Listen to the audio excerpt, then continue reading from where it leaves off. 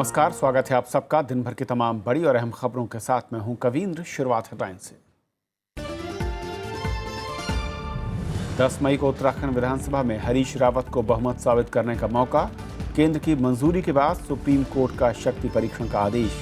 बागी विधायकों को वोट देने पर रोक।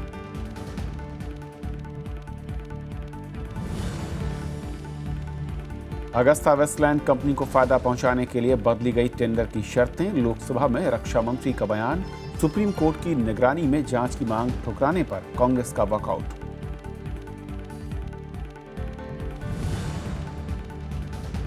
कांग्रेस, जेडीयू और लेफ्ट की राष्ट्रपति से मुलाकात। जेएनयू मामले में दखल की मांग। राज्यसभा में सरकार का हस्तक्षेप से इनकार।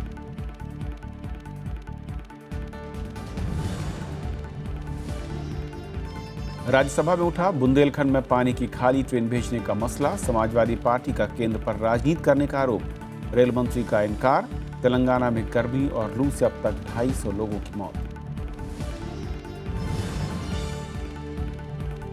दिल्ली में कांग्रेस का लोकतंत्र बचाओ मार्च। सोनिया गांधी का केंद्र पर लोकतंत्र को कमजोर करने का आरोप। बीजेपी ने बताया ध्यान भटकाने की कोशिश। और आइए देखते हैं पहली खबर।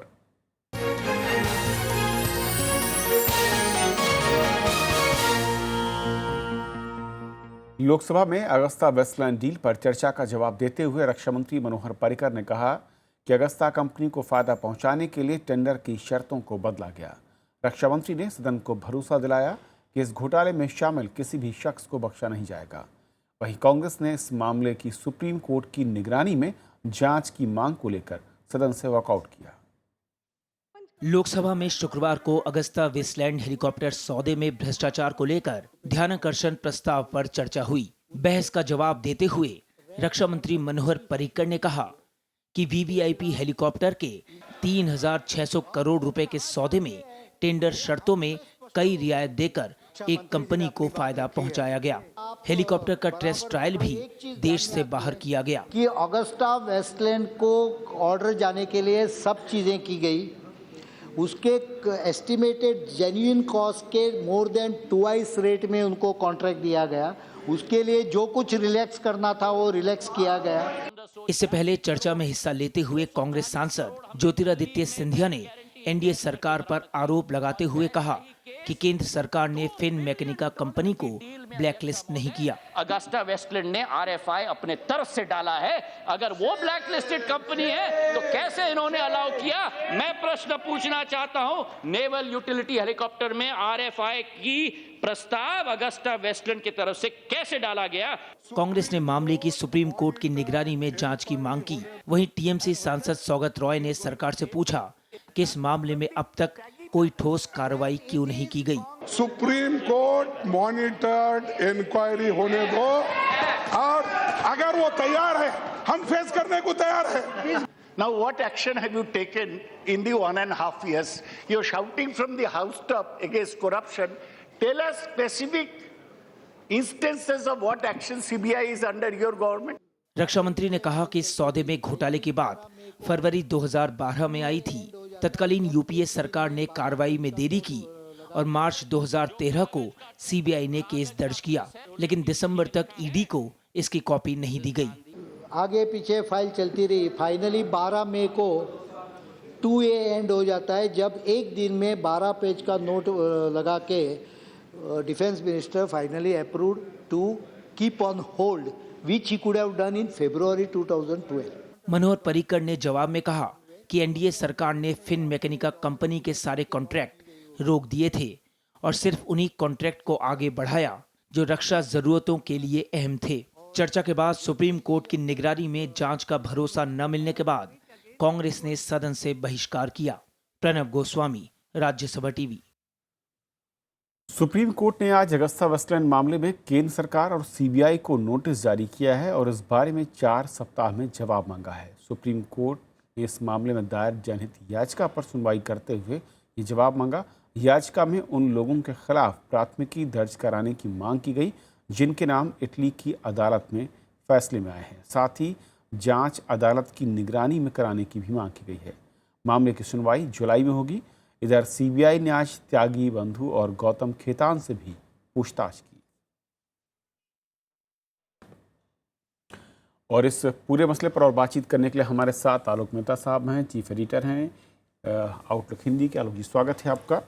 जिस तरीके से इस पूरे मसले पर हमने राज्यसभा में बहस देखी थी और लोकसभा में भी कमोवेश काफ़ी कुछ उसी के इर्द गिर्द था, लेकिन क्या लगता है कि सिर्फ राजनीतिक नफ़ा नुकसान के लिहाज से इस मसले को इतना ज़्यादा तूल दिया जा रहा है या फिर इससे कहीं कोई नतीजा निकलता दिख रहा है? देखिए, नतीजा नहीं निकलता, यही सबसे दुर्भाग्य की बात है। पहले भी आप देखें, बफोर से लेकर के आज तक जब कभी ऐसे बड़े मामले आते हैं तो उसका कोई नतीजा निकले, जो लोग ऐसे हों उन तक पहुंचा जा सके। और इसलिए ये बात सही है कि ठीक है, जांच होना चाहिए। ये कांग्रेस यदि ये मांगती कि नहीं, जांच होना गलत है, मुझे लगता है कि निष्पक्ष पत्रकार के नाते आप और हम यही मानेंगे, वो सुप्रीम कोर्ट के निगरानी में, सुप्रीम कोर्ट के जज हों, उनकी निगरानी में यदि जांच को आगे बढ़ाई जाए। ये कहे जाने के बाद तो मुझे लगता है कि सीधी सी बात है कि यदि कहीं ना कहीं राजनीतिक साथ में जाए, चूँकि आप देखिए जो भाषण है ये ठीक है, तथ्य हैं, गड़बड़ हुई है, घोटाला हुआ है, पैसा मांगा जा रहा है सीबीआई के सामने, त्यागी और खुद वो मान रहे हैं पुराने एयर चीफ मार्शल। ऐसी स्थिति में राजनीति ज़्यादा है, इससे लगे कि इसका कितना राजनीतिक फ़ायदा। कुछ तो चुनाव भी अभी चल रहे हैं, अभी भी विधानसभाओं के चुनाव है, वहाँ पर भी प्रधानमंत्री जी ने भी आज वहाँ बोला है। तो एक मुद्दा कैसा रहे, किस तरह से कांग्रेस या उन नेताओं उस पूरी सरकार को, एक बात मुझे समझ में नहीं आती, ये पूरे भाषण में आज भी या कल के वक्तों में ये नहीं कहा गया कि हेलीकॉप्टर ही खराब था, कबाड़ा था। कई जो ऐसे हुए हैं पहले एक समय में, हमें याद है राजीव गांधी के समय में, जबकि वो उसमें पैसा नहीं दिया गया था, वेस्टलैंड हेलीकॉप्टर आए, वो ख़राब थे, वो कबाड़े की मतलब निकले, कुछ समय काम आया, बाद में नहीं आया। या तो इसके लिए कहा जाता, क्योंकि वो स्वीकार किया गया था किस तरह से ये ठीक है हेलीकॉप्टर, उसके टेस्ट बाद में हुए, लेकिन ब्रजेश मिश्रा जी या पहले एनडीए की सरकार के समय उसकी शुरुआत हो गई थी। तो हेलीकॉप्टर ख़राब नहीं है, जो सौदा हुआ उसमें भी गड़बड़ हुई है, आप जो उसको सजाओ, जैसा सब नेता मानते हैं और हम और आप भी यही कहेंगे, जो दोषी हो, बड़ा से बड़ा नेता हो, प्रधानमंत्री भी रहा हो, यदि मान लो मनमोहन सिंह ने गलती की है या किसी ने की है तो उनको भी कटघरे में खड़ा करिए, उनसे पूछिए। लेकिन सही बात यह है कि आप खाली ये कहें नहीं नहीं किया है, लेकिन हम जांच करेंगे। जांच की कोई सीमा भी बताएं कि भाई हम इसको 1 महीने में ख़त्म करेंगे, 3 महीने में ख़त्म करेंगे, या 2019 का इंतजार करेंगे। क्या ऐसा लगता है कि क्योंकि सरकार ये कह रही है कि जांच हमने शुरू की है, लेकिन 2 साल का जो फासला हो चुका है सरकार बनने के बाद अब तक, उसकी जो प्रगति रिपोर्ट है, क्या उसमें जो प्रगति रिपोर्ट है वो बहुत कमज़ोर है? इसके चलते सरकार के मंसूबों पर आशंका जाहिर हो रही है और इसीलिए विपक्ष आरोप लगा रहा है कि वो राजनीति कर रही है। देखिए, मुझे ये ठीक है कि ऐसी, चूँकि बहुत ही कॉम्प्लिकेटेड है, पैसा कहाँ से कहाँ गया, क्योंकि देखिए पहले तो उसका पूरा चेन निकालना ही आज के समय में, वो पनामा पेपर्स की कभी बात करते हैं हम, कभी किस पेपर्स की बात करते हैं, काला धन के लिए भी जितना कुछ कहा गया जब वो नहीं मिले, जांच की गति धीमी है, उसमें उतने तथ्य सामने नहीं आए। वरना आप भी बताएं, त्यागी से भी अब पूछताछ की तेज एकदम प्रक्रिया हो गई। यदि अंदाज था तो उसके वहाँ की, ये तो चूँकि ये तथ्य सामने आ ही गया था, उनका नाम भी पहले था, हम सब लोगों ने छापा भी उसके बारे में, तो ऐसा नहीं है। ये कार्रवाई, वहाँ के फैसले, हम इटली के अदालत को इतना ज़्यादा, मैं बहुत सम्मानी होगी वहाँ की अदालत के बारे में, कोई अवमानना मैं नहीं कहना चाहता, लेकिन हमारी अदालत, हमारी जुडिशरी, हमारे तो इंटरनेशनल कोर्ट में हमारे लोग चीफ जस्टिस वहाँ पर रहे हैं। तो ऐसी दृष्टि से, पाठक साहब थे, तो ऐसी दृष्टि से ये कहना कि हमारी जुडिशरी पर भरोसा करिए ना, हमारे यहाँ के वकील, हमारे यहाँ के जज जो है, आप उनसे पूछिए कि भाई इस मामले को जल्दी निपटाइए, लेकिन क्या भ्रष्टाचार दिखाए तो। क्या एक और सवाल इसके साथ खड़ा होता है कि जिस देश को में ये डील होती है और जहाँ पर घूस लेने की बात सामने आती है, अगर मैं वहाँ की अदालत की बात करूँ, वहाँ की अदालत इसी वक्त के दरमियान फैसला भी सुना देती है, और हमारे यहाँ सिस्टम इस कदर तेज़ या धीमा है कि अभी सिर्फ सीबीआई जांच आगे बढ़ रही, कहाँ तक पहुँची शायद किसी को अंदाजा भी नहीं है। मुझे यही सब, मुझे असल में जो बात कही गई है ये सही है। ब्यूरोक्रेट्स, सेना के लोग, दूसरे लोग या पॉलिटिशियन भी इन्वॉल्व हैं, तो उसको बारे में, और इतने समय से ये बात चल रही है, 2-3 साल होने के बाद भी हमारे यहाँ उसको तेज़ी से नहीं किया गया, इससे शंका तो जाहिर होती है। ऐसा नहीं कि यूपीए की सरकार को हम क्लीन चिट मानेंगे, उस समय भी यदि देरी हुई है।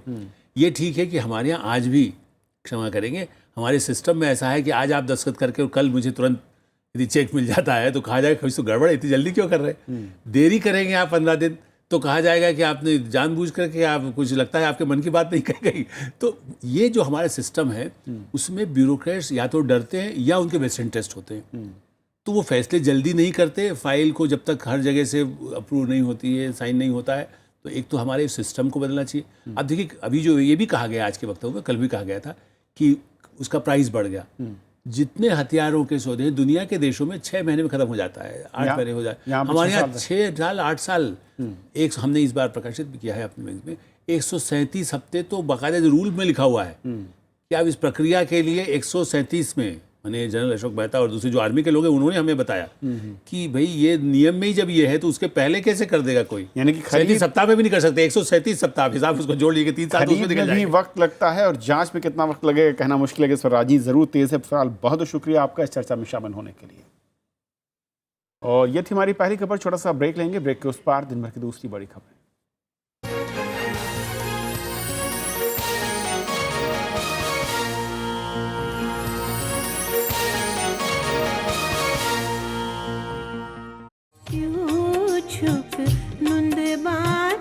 कश्मीर का लोक रंग और शास्त्रीय संगीत से है जिनका गहरा नाता। मैंने अपनी PhD Kashmiri culture and Kashmiri music पर ही करी है। बाजार की दौड़ से जिन्हें है गुरेज। मेरे को कभी भी कमर्शियल हमेशा लगा कि कमर्शियल थोड़ा सा क्लासिकल से दूर ले जाता है। असली संगीत छुपा है, जो असली प्योरिटी छुपी है वो और किसी संगीत में नहीं। मिली शख्सियत में सपना काचरू से सिर्फ राज्यसभा टीवी पर।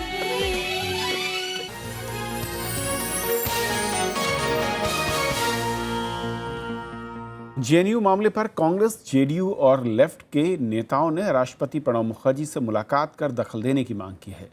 इन दलों ने सरकार पर विश्वविद्यालयों पर अपनी विचारधारा थोपने का आरोप लगाया। साथ ही राज्यसभा में इस मसले पर चर्चा के दौरान मानव संसाधन मंत्री ने विश्वविद्यालयों के मामले में दखलंदाजी से इनकार किया। जेएनयू में छात्रों की भूख हड़ताल को 1 हफ्ते से ज़्यादा का वक्त हो चला है और इसके चलते गुरुवार को छात्र नेता कन्हैया कुमार की तबीयत भी बिगड़ गई थी। भूख हड़ताल पर बैठे छात्र विश्वविद्यालय की जांच समिति की ओर से की गई दंडात्मक कार्रवाई का विरोध कर रहे हैं। We have asked the Honorable President as a visitor to intervene, and we have sought his intervention. So it's now up to him. He'll decide whether to speak to the government, the Prime Minister, or how it will proceed. That's up to the Honorable President of India. But we would like to tell the whole country through after meeting the Honorable President, but this is not the way to deal with our educational institutions and the students. ये पूरी तरीके से शिक्षण संस्थाओं के माध्यम से, media के माध्यम से ये सारा प्रयास किया जा रहा है। इसलिए हम लोग अपील करते हैं हमारे जितने भी ये स्टूडेंट्स जिन्होंने भूख हड़ताल पर ये बैठे हुए हैं उनसे अपनी भूख हड़ताल समाप्त करने की प्रार्थना करते हैं। केंद्र सरकार की नीतियों के खिलाफ कांग्रेस ने आज लोकतंत्र बचाओ मार्च निकाला, जिसमें कांग्रेस अध्यक्ष सोनिया गांधी, उपाध्यक्ष राहुल गांधी समेत पार्टी के तमाम बड़े नेताओं ने सरकार के खिलाफ आवाज बुलंद की। सोनिया गांधी ने केंद्र पर लोकतंत्र को कमजोर करने का आरोप लगाया। मार्च के जवाब में बीजेपी ने संसद भवन में धरना प्रदर्शन किया। शुक्रवार को कांग्रेस ने जंतर मंतर से संसद तक लोकतंत्र बचाओ मार्च निकाला। इस मौके पर कांग्रेस अध्यक्ष सोनिया गांधी ने मोदी सरकार को उत्तराखंड, अगस्ता वेस्टलैंड और विश्वविद्यालयों में छात्रों के विरोध से लेकर सभी मुद्दों पर घेरने की कोशिश की। पिछले 60-70 साल में कांग्रेस ने लोकतंत्र को मजबूती देने वाले संस्थानों का निर्माण किया, लेकिन 2 साल में ही मोदी सरकार ने सब कुछ बर्बाद करना शुरू कर दिया। इनका एक एक कदम लोकतंत्र की जड़ें खोद रहा है। पार्टी उपाध्यक्ष राहुल गांधी ने सरकार पर आरएसएस की विचारधारा हावी होने का आरोप लगाया। उन्होंने उत्तराखंड और अरुणाचल के राजनीतिक संकट के लिए भी बीजेपी को जिम्मेदार ठहराया। आज हिंदुस्तान में सिर्फ 2 लोगों की बात चलती है, मोहन भगवत जी और नरेंद्र मोदी जी। और जो भी इनके खिलाफ खड़ा होता है, जो भी इनके खिलाफ बोलने की कोशिश करता है, उनके ऊपर झूठे आक्रमण, झूठे आरोप लगाए जाते हैं। धारा 144 लागू होने की वजह से संसद मार्ग पर पुलिस ने कांग्रेस नेताओं को रोक दिया, तो सोनिया, राहुल और पूर्व प्रधानमंत्री मनमोहन सिंह समेत कई बड़े नेताओं ने गिरफ्तारी दी। बीजेपी इस रैली को मुद्दों से ध्यान हटाने की कोशिश बता रही है। They want to divert the attention from the Augusta scam. That's why they have taken up this issue. Otherwise, there is no reason And they are making allegations against us that we are diverting the attention. Augusta scam is a major scam scandal taken place during the Congress regime. And our government is committed to take it to logical conclusions. Why should the Congress party worried and rattled and then trying to make unnecessary allegations against the government? पिछले कुछ समय से BJP ने कई मुद्दों पर कांग्रेस की घेराबंदी करने की कोशिश की है। इस रैली को उसी कोशिश का जवाब माना जा रहा है। मोहम्मद फातेह टीपू, राज्यसभा टीवी। उत्तराखंड में 10 मई को पूर्व मुख्यमंत्री हरीश रावत विधानसभा में बहुमत साबित कर सकते हैं, जिसमें कांग्रेस के 9 बागी विधायक हिस्सा नहीं लेंगे। केंद्र के उत्तराखंड में फ्लो टेस्ट कराने के तैयार होने पर सुप्रीम कोर्ट ने आज ये आदेश सुनाया। पूर्व मुख्यमंत्री हरीश रावत ने विधानसभा में बहुमत साबित करने का दावा किया है। सुप्रीम कोर्ट में शुक्रवार को अटॉर्नी जनरल ने बताया कि उत्तराखंड में शक्ति परीक्षण कराने के लिए केंद्र सरकार तैयार है। इसके बाद सुप्रीम कोर्ट ने कहा कि 10 मई को पूर्व मुख्यमंत्री हरीश रावत को बहुमत साबित करने का मौका दिया जाएगा। इस दौरान करीब 2 घंटे के लिए उत्तराखंड से राष्ट्रपति शासन हटा दिया जाएगा। सुप्रीम कोर्ट ने साफ किया कि फिलहाल वो 9 बागी विधायक वोट नहीं दे सकेंगे जिनकी सदस्यता स्पीकर ने खत्म कर दी है। कोर्ट ने पूरी प्रक्रिया की वीडियोग्राफी करने का आदेश दिया है और नतीजों को बंद लिफाफे में कोर्ट में पेश करने को कहा है। ये भी ऑर्डर किया है कि प्रिंसिपल सेक्रेटरी लेजिस्लेटिव असेंबली जो एक सीनियर अफसर होता है वो खुद मौजूद होगा और सारे वोट गिने जाएंगे और लिखे जाएंगे। उसके अलावा कोर्ट ने ये भी ऑर्डर किया है कि एक वीडियो बनाया जाएगा पूरी प्रोसेस का, जिसमें साफ जाहिर हो कि वोटिंग कैसे हुई। हमारा तो पहले दिन से ये कहता है फ्लो टेस्ट, हम लोग तो 28 मार्च से तैयार थे, फ्लो टेस्ट होना चाहिए। डेमोक्रेसी में floor test is the only solution. जितने भी अभी तक सुप्रीम कोर्ट के जजमेंट, हर जजमेंट ये कहता है कि there should be floor test in democracy. Supreme court ने राज्य के मुख्य सचिव और डीजीपी को ये सुनिश्चित करने को कहा है कि सभी योग्य विधायक कार्यवाही में हिस्सा ले सकें। पूर्व मुख्यमंत्री हरीश रावत ने सुप्रीम कोर्ट के आदेश का स्वागत किया है। पिछले कुछ समय से विधायक उठाऊ जो गिद्ध उत्तराखंड के राजनीतिक मंडल पर मंडरा रहे थे, एक जा रहा था दूसरा आ रहा था, जिनका कोई लेना देना उत्तराखंड से नहीं है। सुप्रीम कोर्ट में इस मामले की अगली सुनवाई 11 मई को होगी। नहीं, ऐसा हमारा मानना नहीं है। मुझे विश्वास है कि जो भी कोर्ट का डायरेक्शन है उसका अध्ययन करके आगे की रणनीति तय की जाएगी। उधर बागी विधायकों की सदस्यता खत्म करने को चुनौती देने वाली याचिका पर उत्तराखंड हाईकोर्ट में शनिवार को सुनवाई होगी। 18 मार्च को कांग्रेस के 9 विधायकों की बगावत के चलते प्रदेश में सियासी संकट पैदा हो गया, जिसके बाद 27 मार्च को राज्य में राष्ट्रपति शासन लगा दिया गया। बाद में उत्तराखंड हाईकोर्ट ने राष्ट्रपति शासन हटाने का आदेश दिया था, जिसे सुप्रीम कोर्ट में चुनौती दी गई। कोर्ट ने सुनवाई पूरी होने तक राज्य में राष्ट्रपति शासन जारी रखने का आदेश दिया था। अनु दीवान, राज्यसभा टीवी। राज्यसभा में शून्यकाल के दौरान बुंदेलखंड में पानी की खाली ट्रेन भेजने का मुद्दा उठा। समाजवादी पार्टी ने इस मामले में राजनीति करने का आरोप लगाया और रेल मंत्री से माफी की मांग की। सांसदों ने पानी पर राजनीति से ऊपर उठकर काम करने की बात भी कही। शून्यकाल में समाजवादी पार्टी ने सूखा पीड़ित बुंदेलखंड में खाली पानी ट्रेन भेजने का मुद्दा उठाया। सांसद नरेश अग्रवाल ने इस मामले में केंद्र पर राजनीति करने का आरोप लगाया। रेल मंत्री माफी मांग ले। रेल मंत्री ने सत्तों से परे सरकार को जानबूझ के बदनाम करने के लिए जो बयान दिया, और ट्रेन भी खाली भेजी, पानी नहीं भेजी। उत्तर प्रदेश सरकार ने कभी इनसे पानी नहीं मांगा। उन्होंने टैंकर मांगा, तालाब की खुदाई का पैसा मांगा, बांधों का पैसा मांगा, हैंड पाइप मांगा। कांग्रेस, बीएसपी और जेडीयू ने राजनीति से ऊपर उठकर काम करने की बात कही। खास तौर से बुंदेलखंड में सूखा काफी पड़ा हुआ है, पानी की भी काफी दिक्कत है। ऐसी स्थिति में तो हमें बुंदेलखंड के बारे में केंद्र और राज्यों की सरकारों को, केंद्र और वहाँ की राज्य की सरकार को दलगत राजनीति से ऊपर उठकर तो वहाँ के जो पानी की किल्लत है तो उसको दूर करने के बारे में सोचना चाहिए। जो नरेश जी कह रहे हैं खाली ट्रेन पहुँच गई, तो ये भी किस मकसद से पहुँची, सरकार से बातचीत करके होना चाहिए। तो पानी पर भी हम लोग प्यासे हैं, लोग घंटे घंटे पानी चाहिए, उस पर भी हम राजनीति करेंगे। हम ही नहीं कहते कि पानी भेजा कि नहीं भेजा, ट्रेन खाली थी भरी थी अलग चीज़ है, लेकिन बिना राज्य सरकार से बात किए, बिना राज्य सरकार के सहयोग के, बिना राज्य सरकार से आप बात की अगर इस तरह की चीज़ करते हैं, केंद्र सरकार करती है, तो पूरी तरह से अनुचित है। Now I have only to make one comment that in the name of water and drought, nobody should play politics. That is all what I would. And I would also request that this matter may be talked and settled. Rail मंत्री सुरेश प्रभु ने पानी को लेकर राजनीति करने के आरोपों को सिरे से खारिज किया। उन्होंने कहा कि कहीं भी पानी का टैंकर भेजने से पहले उसकी भाप से सफाई की जाती है। रेल मंत्री ने कहा कि सूखाग्रस्त इलाकों में जाने से पहले 10 वैगन वाली ट्रेन की भाप से सफाई की गई और झांसी में उसमें पानी भरा जा रहा है। इसमें कोई भी राजनीति नहीं करना चाहते, हमारी बिल्कुल ये हमारी इच्छा है कि किसी तरह से कल मैंने खुद वहाँ के मुख्यमंत्री कल मैंने राज्य के मुख्यमंत्री अखिलेश यादव जी से मैंने खुद फोन किया, मैंने खुद फोन करके उनको बात की और मैंने कहा हम बिल्कुल राजनीति नहीं करना चाहते, आपको जो भी मदद चाहिए हमें बताइए, हम आपको मदद करने के लिए तैयार है। जवाब से असंतुष्ट समाजवादी सांसदों ने रेल मंत्री से माफी मांगने की बात कही और फिर सदन से वॉकआउट कर गए। उत्तर प्रदेश का बुंदेलखंड इस समय भयंकर सूखे की चपेट में है।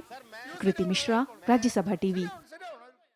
तेलंगाना में गर्मी और लू का कहर जारी है। अब तक राज्य में गर्मी और लू से 249 लोगों की मौत हो चुकी है। हालांकि तेलंगाना के कुछ इलाकों में हुई बारिश से लोगों को थोड़ी राहत जरूर मिली। तापमान में गिरावट आई है। उधर मौसम विभाग ने कहा है कि अगले कुछ दिनों में तेलंगाना के कई इलाकों में बारिश हो सकती है। प्रधानमंत्री नरेंद्र मोदी ने बीजेपी को जीत दिलाने के लिए केरल में चुनाव प्रचार की शुरुआत कर दी है। आज पालक्काड़ की पहली चुनावी सभा में उन्होंने राज्य में सत्ताधारी यूडीएफ और पूर्ववर्ती एलडीएफ सरकार की तीखी आलोचना की। उन्होंने उम्मीद जताई कि राज्य में बीजेपी तीसरी ताकत बनकर उभर रही है। पालक्काड़ की अपनी पहली रैली में प्रधानमंत्री ने राज्य के एलडीएफ और यूडीएफ दोनों गठबंधनों की जमकर आलोचना की। उन्होंने कहा कि दोनों सरकार बारी बारी से जनता का हित छोड़ अपना स्वार्थ साधती आई हैं। इस 5 साल कांग्रेस के नेतृत्व में आएगी, इस 5 साल कम्युनिस्टों के नेतृत्व में आएगी। दोनों एक दूसरे को तय करते हैं कि ये 5 साल तेरा रुकना है, रुक ले, अगले 5 साल मेरा, तुम कुछ बोलना ना तो मैं रुकूंगा। ये सौदेबाजी चल रही है, देखिए सौदेबाजी चल रही है। प्रधानमंत्री ने दावा किया कि केरल विधानसभा में बीजेपी तीसरी बड़ी शक्ति के तौर पर उभरेगी। उन्होंने केंद्र सरकार की कई उपलब्धियों का जिक्र किया। इनमें यमन समेत खाड़ी देशों में फंसे केरल के लोगों को आतंकवाद के चंगुल से छुड़ाकर स्वदेश लौटने में केंद्र सरकार की भूमिका शामिल है। उन्होंने राज्य के विकास के लिए बीजेपी को वोट देने की अपील की। यहाँ के नौजवान को रोजगार मिले, यहाँ किसान को अपना विकास हो, यहाँ के गरीबों को गरीबी से लड़ने की ताकत मिले, इसके लिए अनेक योजनाओं लेकर के हम आगे बढ़ना चाहते हैं। मैं आपके आशीर्वाद मांगने आया। प्रधानमंत्री ने सोलर घोटाले पर यूडीएफ की आलोचना की तो वाम दलों पर बीजेपी कार्यकर्ताओं के खिलाफ हिंसा करने का आरोप भी लगाया। प्रधानमंत्री पार्टी का जनाधार मजबूत करने के लिए आने वाले दिनों में तिरुवनंतपुरम, कासरगोड, अलप्पुझा और एर्नाकुलम में भी जनसभाएं करेंगे। Bureau report, Rajya Sabha TV. Supreme court ने आज साफ किया कि जिन छात्रों ने 1 मई को ही मेडिकल राष्ट्रीय पात्रता प्रवेश परीक्षा में हिस्सा लिया है वो 24 जुलाई को होने वाली परीक्षा में दोबारा नहीं बैठ सकते। हालांकि कोर्ट ने संकेत दिया कि वो इस साल राज्यों को अपने स्तर में परीक्षा कराने की अनुमति दे सकता है। मेडिकल काउंसिल ऑफ इंडिया ने भी कोर्ट से इस बारे में विचार करने का अनुरोध किया, लेकिन निजी कॉलेज और संगठनों को परीक्षा कराने की इजाज़त नहीं होगी। कोर्ट में आज सॉलिसिटर जनरल ने कहा कि वो इस मामले में सभी पक्षों से अगले 2 दिनों में बैठक करने वाले हैं। इसके बाद केंद्र कोर्ट में अपना पक्ष रखेगा। तो खबरों के आज के सफर में इतना ही, लेकिन जाते जाते छोड़ जाते हैं देश और दुनिया की कुछ और बड़ी खबरों के साथ। नमस्कार। सुप्रीम कोर्ट ने सहारा समूह प्रमुख सुब्रत रॉय को 4 हफ्ते के पैरोल पर रिहा कर दिया है। सुब्रत रॉय ने अपनी मां के अंतिम संस्कार में शामिल होने के लिए पैरोल मांगी थी। सहारा प्रमुख मार्च 2014 से दिल्ली की तिहाड़ जेल में बंद थे। असम में 2 साल पहले 300 करोड़ रुपए और खजाना गायब होने के मामले में सुप्रीम कोर्ट ने राज्य और केंद्र सरकार को नोटिस जारी किया है। इस मामले में असम के डीजीपी से भी जवाब मांगा गया है। कोर्ट ने सभी पक्षों को जवाब देने के लिए 6 हफ्ते का वक्त दिया है। कश्मीर के बड़गाम जिले में चारूरा इलाके में शुक्रवार दोपहर को हुए ग्रेनेड हमले में जम्मू कश्मीर पुलिस का 3 जवान घायल हो गए, जिसमें एक की हालत गंभीर है। सुरक्षा बलों ने पूरे इलाके को घेर कर बड़े पैमाने पर सर्च अभियान शुरू किया। महाराष्ट्र में अब बीफ रखने या खाने पर सजा नहीं होगी। शुक्रवार को बॉम्बे हाई कोर्ट ने इस व्यवस्था में आदेश जारी किया। कोर्ट ने अपने आदेश में कहा कि गोहत्या अब भी गैर कानूनी है, लेकिन बाहर के राज्यों से बीफ मंगाया जा सकता है। सीरिया के अलेप्पो में सुरक्षा बलों और कायदा के बीच लड़ाई में 70 लोगों की मौत हो गई है। Syrian observatory for human rights ने इस बात की जानकारी दी। इसमें अल नुसरा के 43 आतंकी और सुरक्षा बलों के 20 जवान शामिल हैं। कालिदास का मशहूर महाकाव्य रघुवंशम अब अंग्रेजी में भी पढ़ा जा सकेगा। पूर्व राजनयिक A.N.D. हंसकर ने इसका संस्कृत से अंग्रेजी में अनुवाद किया है। अमेरिकी कांग्रेस ने पाकिस्तान को दी जाने वाली 450 मिलियन अमेरिकी डॉलर को बंद करने की मांग की है। कांग्रेस ने मांग की है कि पाकिस्तान अपने वादों पर खरा नहीं उतर रहा और हक्कानी नेटवर्क के खिलाफ उसने कोई कार्रवाई नहीं की है। दक्षिण अफ्रीका के पूर्व खिलाड़ी Mickey Arthur Pakistan cricket team के नए कोच होंगे। आर्थर वकार यूनिस की जगह लेंगे, जिन्होंने T20 विश्व कप में टीम के खराब प्रदर्शन के बाद इस्तीफा दे दिया था। नेपाल की राष्ट्रपति विद्या देवी भंडारी की 9 मई को होने वाली भारत यात्रा रद्द हो गई है। हालांकि दौरा रद्द होने की वजह तक साफ नहीं है। माना जा रहा है कि नेपाल में मौजूदा हालात को देखते हुए यह फैसला लिया गया है। 2015-16 में सोने के आयात में कमी आई है। 2014-15 में सोने का आयात 1015 टन था, जो गिरकर 950 टन हो गया है।